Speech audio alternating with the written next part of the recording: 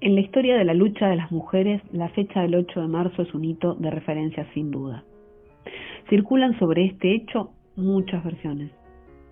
La más difundida sobre los orígenes de la fecha la vinculan al incendio de una fábrica en Estados Unidos en el que las trabajadoras, que estaban en huelga, murieron al ser encerradas por los dueños del establecimiento en el momento en el que se iniciaba el fuego. Esa es cierto, la versión más conocida. Sin embargo, las mujeres estadounidenses venían de una larga tradición de lucha. Una lucha que se remonta al momento en el que en 1848 se celebró en Seneca Falls, Nueva York, la primera convención sobre los derechos de la mujer en Estados Unidos. Esta reunión, un hecho histórico, sin dudas, fue organizada por Lucrecia Mott y Elizabeth Cady Stanton. El resultado de la misma fue la publicación de la Declaración de Seneca Falls, un documento basado en la Declaración de Independencia de los Estados Unidos, en el que se denunciaban abiertamente las restricciones y prohibiciones a las que estaban sometidas las mujeres. Estas restricciones, aunque hoy parezca mentira, eran sobre todo políticas. No podían votar, no podían presentarse a elecciones, no podían ocupar cargos públicos ni afiliarse a organizaciones políticas, no podían siquiera asistir a reuniones políticas.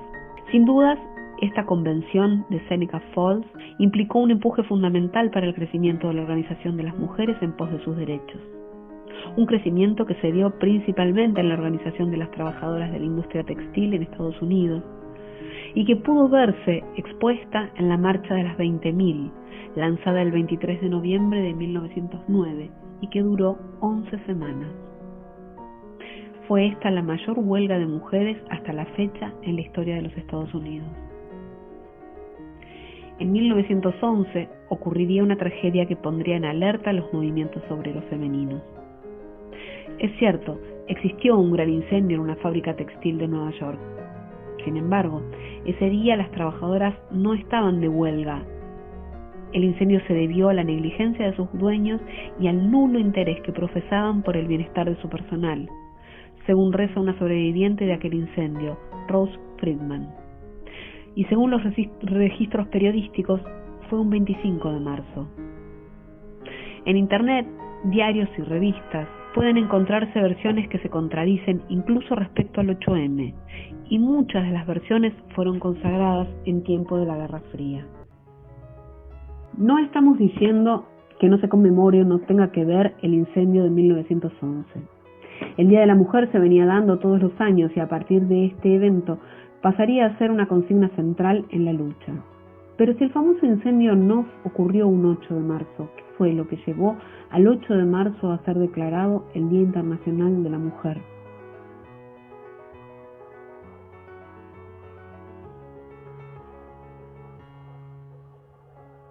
Posterior a la histórica marcha de las 20.000 en 1909, irrumpe en escena una mujer que pasaría a la historia como la impulsora del Día de la Mujer Internacional, la referente socialista alemana Clara Zetkin. Zetkin sugirió la idea de conmemorar un Día de la Mujer a nivel global en 1910 en la Conferencia Internacional de la Mujer Trabajadora en Copenhague, Dinamarca. Su propuesta fue escuchada por un centenar de mujeres procedentes de 17 países y aprobada por unanimidad, aunque todavía sin una fecha concreta. El consenso general era que se haría el último domingo o la última semana de febrero.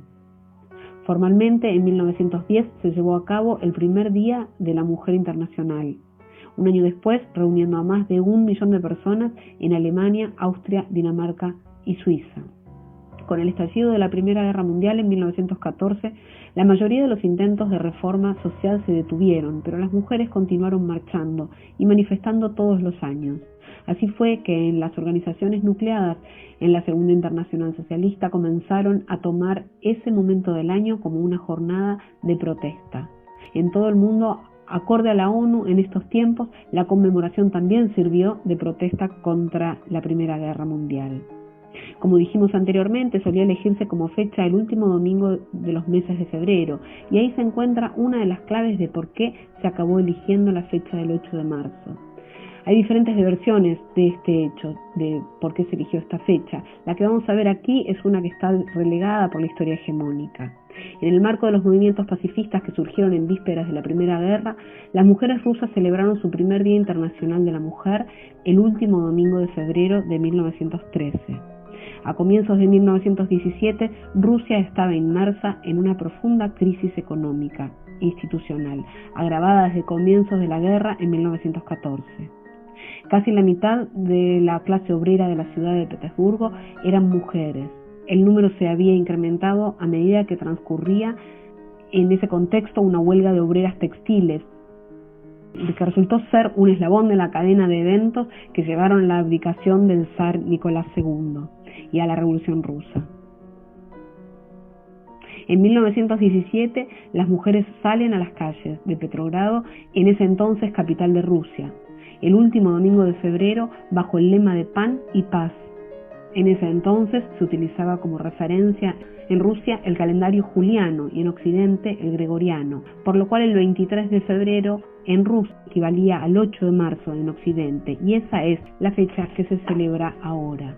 Al día siguiente, el 24 de febrero, se sumaron nuevas consignas: abajo el zar y abajo la guerra.